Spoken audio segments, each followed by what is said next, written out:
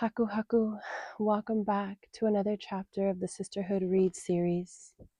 We're on chapter 7, Surviving Another Year.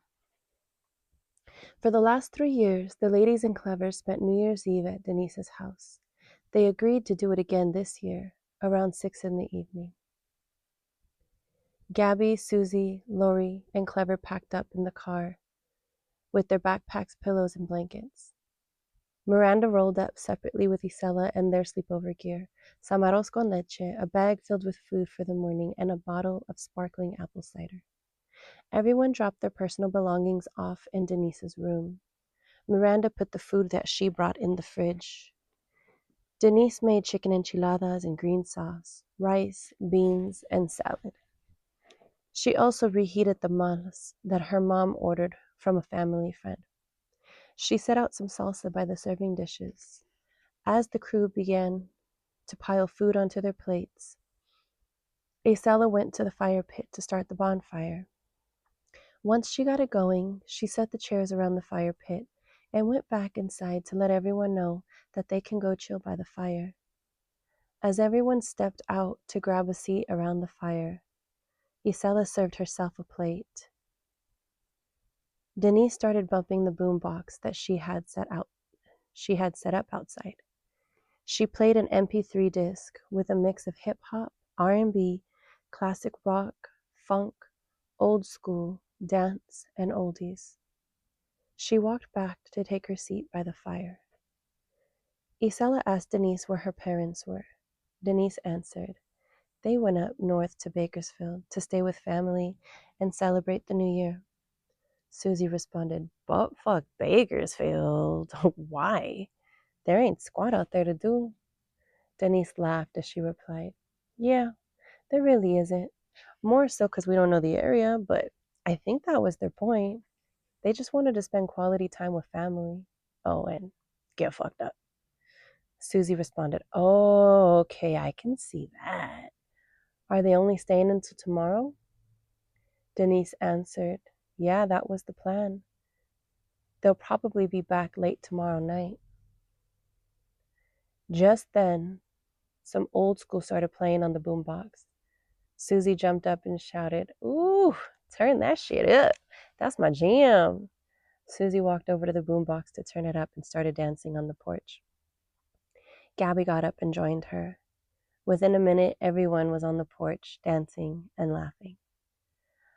After dancing to a couple of the songs that played on the boombox, Isela coned her hands around her mouth and shouted, weed break. She grabbed her seat by the fire and pulled out her glass pipe, weed, and lighter. Everyone followed suit except Miranda, who went inside to grab the arroz con leche, cups, and spoons. She figured it wouldn't be long after they got high that the munchies would kick in. Miranda brought everything outside with her and grabbed a seat. The glass piece made its way back to Isela. She packed it one more time. When the pipe came back around, she asked, is everyone good? Everyone agreed that they were stoned and thanked Isela, who then put her piece away. 20 minutes had passed before Clever asked Miranda, what's up with that arroz con leche, though? Ha! Ines has got the munchies.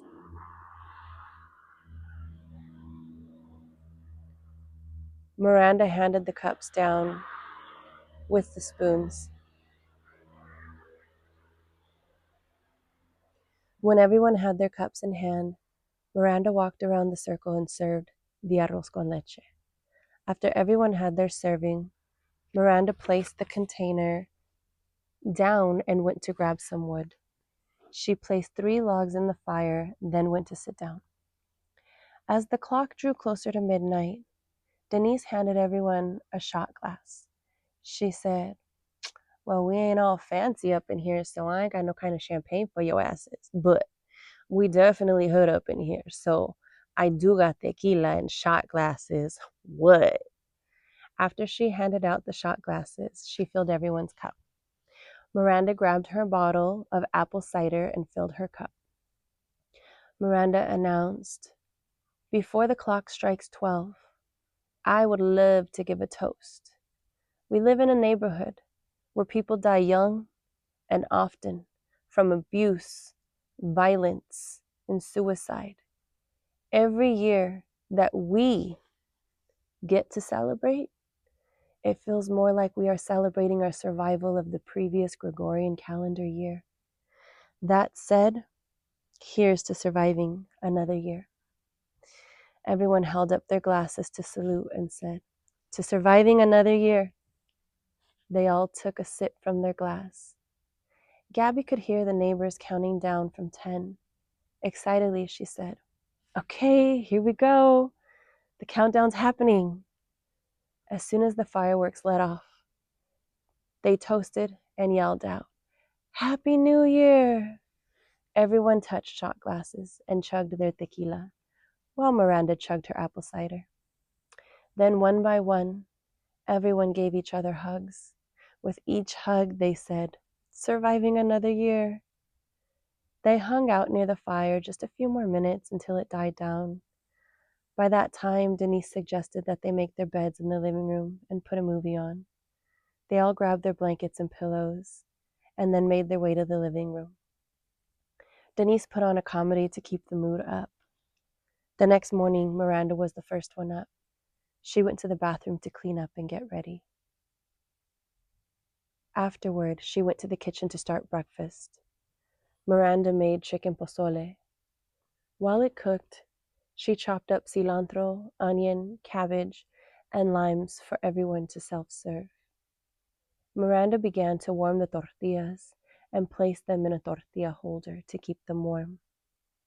Miranda set tortillas on the porch table along with a bowl of salsa and chopped up fixings. The smell of pozole overwhelmed the house. It was a pleasant smell to wake up to. One by one, everyone took turns using the bathroom to wash up and get ready. Miranda grabbed enough bowls and plates to serve the pozole.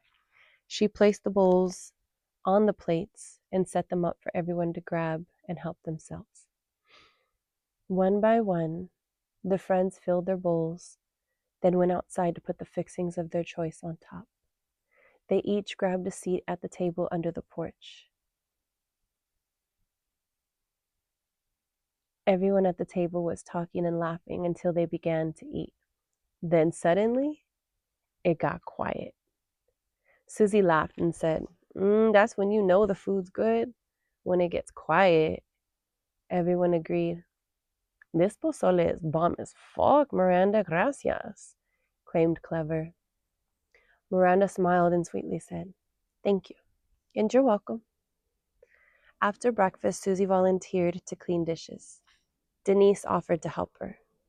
The lady stacked up bowls and plates, then went inside to wash them. Clever asked, "Who's down for a game of pool?" Miranda agreed to play with him. They walked over to the pool table to start the game. Isela said, "I'm going to stay right here and pack a fat morning bowl." Isela, Lori, and Gabby sat at the patio table and blazed. When they finished, Isela packed another bowl for Clever, Denise, and Susie. The feeling amongst these friends was good. To them, this was how to start the year off right, full of love and laughter. All right, that's it for this chapter. Thank you for tuning in, and I'll catch you at the next one.